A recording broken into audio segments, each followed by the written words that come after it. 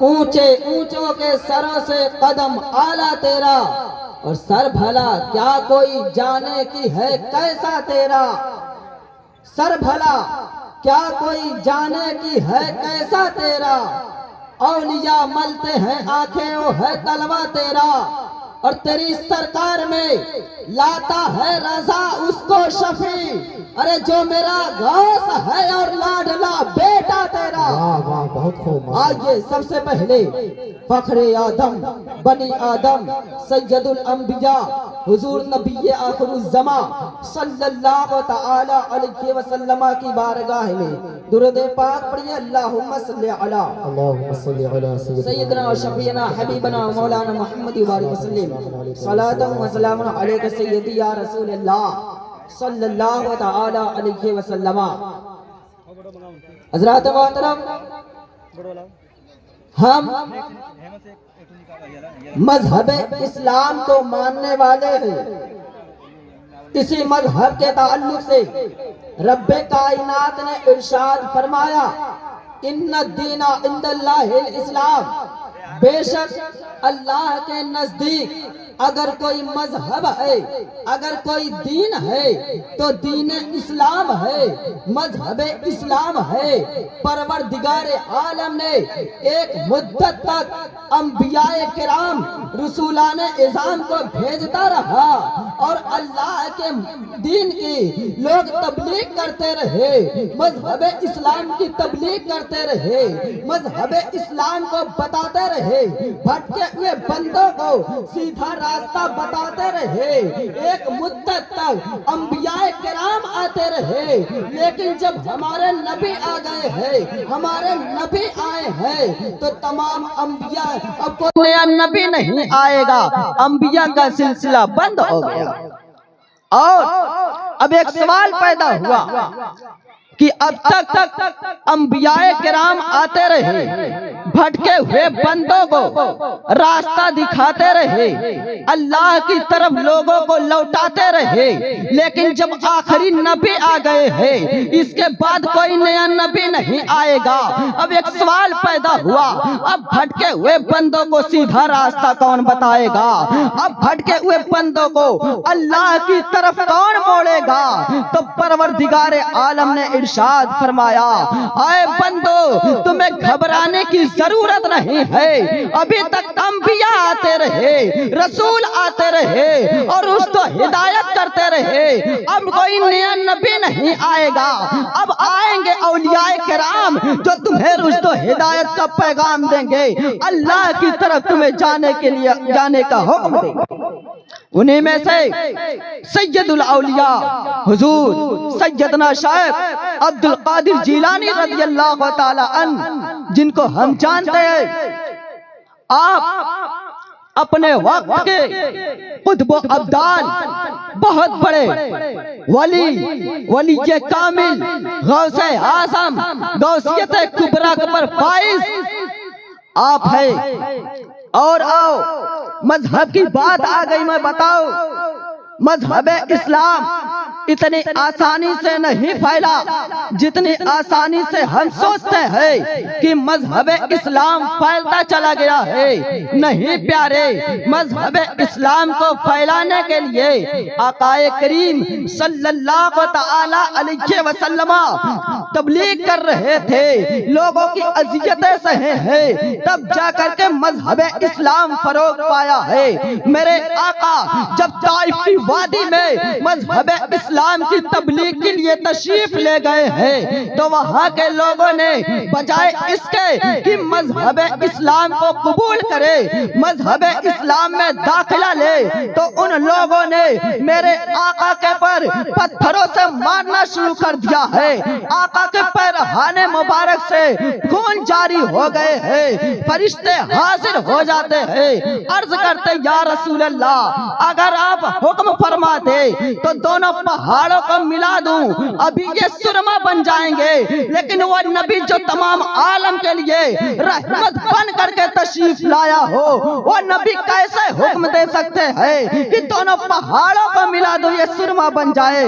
میرے آقا ارشاد فرماتے ہیں کہ اے فرشتوں، تمہیں ضرورت نہیں ہے پہاڑوں کو ملانے کی، اگرچہ یہ میری بات نہیں سمجھ رہے ہیں، ان کی آنے والی نسلیں میری بات سمجھ کر کے اور مذہب اسلام کا کلمہ پڑھ کر کے مذہب اسلام میں ضرور داخلہ لیں گی۔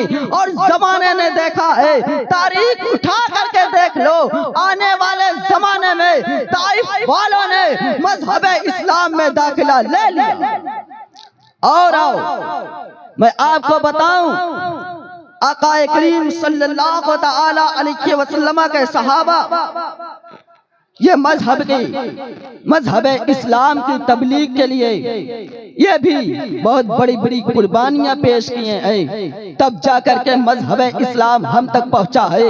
حضرت بلال حبشی کو کون نہیں جانتا ہے؟ حضرت بلال حبشی جب مذہب اسلام کو قبول کر لیتے ہیں، مذہب اسلام میں داخلہ لے لیتے ہیں، حضرت بلال حبشی کو امیہ مارتا ہے، اتنا مارتا ہے کہ آپ کے جسم مبارک سے خون جاری ہو جاتے ہیں۔ امیہ کہتا ہے اے بلال تم محمد کا کلمہ پڑھنا چھوڑ دو۔ حضرت بلال کہتے ہیں اے امیہ سن لے میرے جسم کا ٹکڑا ٹکڑا الگ ہو جائے گا، میرے اندر جتنا خون ہے سارے خون نکل جائیں گے، لیکن محمد عربی کا کلمہ پڑھنا نہیں چھوڑوں گا۔ حضرت خبیب کے تعلق سے آپ کو لٹا دیا گیا ہے، نیچے سے آگ دہکائی گئی ہے، آپ کو ننگی پیٹ کر کے لٹایا گیا ہے، اور لٹانے کے بعد آپ کے جسم اطہر سے اتنی چربی نکلی ہے کہ پوری آگ ٹھنڈی ہو گئی ہے۔ لوگوں نے کہا اے خبیب مذہب اسلام کو چھوڑ دے، تو حضرت خبیب جواب دیتے ہیں ارے سن یہ تو جان دے سکتا ہوں، لیکن مذہب اسلام کا کلمہ پڑھنا چھوڑ نہیں سکتا۔ اور آؤ میرے سنانے کا مقصد ہے کہ آپ کا ایمان مضبوط ہو، آپ کا ایمان کامل ہو، مضبوط ہو۔ آج اس سے ہمیں سبق ملتا ہے اے امت محمدیہ، آپ کے اوپر اگرچہ آپ کے اوپر کتنا بھی ظلم کیا جائے، ظلم و جبر کے پہاڑ توڑے جائیں، لیکن یاد رکھنا محمد عربی کا کلمہ پڑھنا نہ چھوڑنا، محمد عربی سے بغاوت نہ کرنا، بلکہ مذہب اسلام کا کلمہ پڑھتے رہنا۔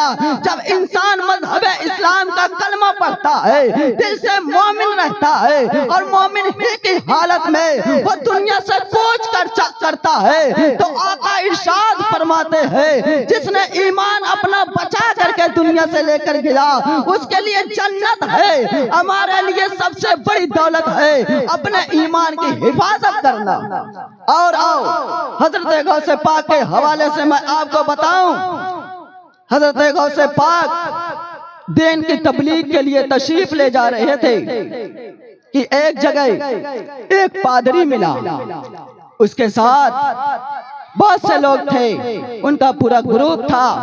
اس نے کہا اے عبد القادر، میں نے سنا ہے تمہارے نبی نے ارشاد فرمایا کہ ہماری امت کے علماء ربانی یہ بنی اسرائیل کی انبیاء کی طرح ہے۔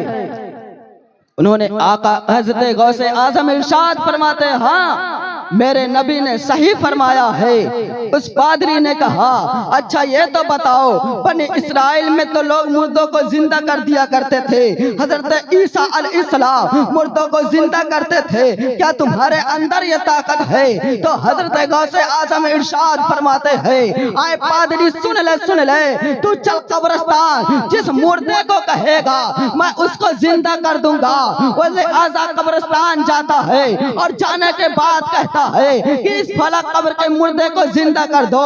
جب فلاں قبر کے پاس جاتے ہیں، حضرت غوث اعظم تشریف لے جاتے ہیں اور ارشاد فرماتے ہیں قم باذن اللہ، اللہ کے حکم سے کھڑا ہو جا، اللہ کے حکم سے زندہ ہو جا۔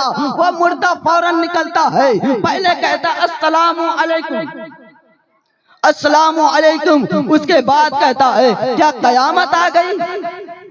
حضرت غوث اعظم ارشاد فرماتے ہیں قیامت نہیں آئی ہے، اس کے کہنے پر اللہ کے حکم سے تمہیں زندہ کر دیا گیا ہے۔ جب پادری نے یہ واقعہ دیکھا کہ آپ کو مردہ زندہ ہو گیا ہے تو پادری مذہب اسلام میں داخل ہو جاتا ہے اور اس کے ساتھ ساتھ تمام اس کے گروپ والے داخل ہو جاتے ہیں۔ آج صلاح الدین ایوبی کو کون نہیں جانتا ہے؟ حضرت صلاح الدین ایوبی کے والد محترم بھی اس جگہ موجود تھے جو مذہب اسلام میں داخلہ لے رہے ہیں۔ ابھی تک حضرت صلاح الدین ایوبی کے والد محترم مذہب اسلام میں داخلہ نہیں لیے تھے۔ جب پادری یہ معجزہ کرامت دیکھ کر کے حضرت غوث اعظم کے دست مبارک پر کلمہ طیبہ پڑھ کر کے مذہب اسلام میں داخل ہو رہا ہے تو حضرت صلاح الدین ایوبی کے والد محترم بھی مذہب اسلام میں داخلہ لے رہے ہیں۔ جب داخلہ لے لیتے ہیں اس کے بعد کچھ زمانے کے بعد حضرت صلاح الدین ایوبی کو ساتھ لے کر کے حضرت غوث اعظم کی بارگاہ میں جاتے ہیں اور عرض کرتے ہیں یا حضرت اے پیر لاسانے، آپ میرے بچے کے لیے دعا کر دیجئے، آپ ان کے اپنا دست مبارک ان کے سر پر رکھ دیجئے۔ کتابوں میں آتا ہے حضرت غوث اعظم نے اپنا دست مبارک اس بچے کے سر پر رکھ دیتے ہیں۔ اس کے بعد ارشاد فرماتے ہیں کہ اس بچے کے ذریعے آپ کا بچہ اسلام کا بہت بڑا مجاہد بنے گا، اس کے ذریعے اسلام میں سب سے بڑا مجاہد ہوگا، اس کے ذریعے اسلام کی سلطنت فتح کرے گا۔ اور زمانے نے دیکھا ہے جب حضرت صلاح الدین ایوبی کو بیت المقدس فتح کرنا ہے تو حضرت صلاح الدین ایوبی نے بیت المقدس کو فتح فرمایا ہے۔ حضرت غوث اعظم کی دعاؤں کا نتیجہ تھا جو بیت المقدس کو صلاح الدین ایوبی میں تنہا فتح فرمایا۔ اور میں بیان کرنا چاہوں تو کر سکتا ہوں لیکن وقت کی قلت ہے، انہی چند کلمات کے ساتھ میں اپنی بات کو ختم کرتا ہوں اور اللہ کی بارگاہ میں دعا کرتا ہوں مولا کریم میرے بولنے میں کسی قسم کی کوئی غلطی خطا اسے معاف عطا فرما۔ استغفر اللہ ربی من کل ذنب و اتوب الیہ۔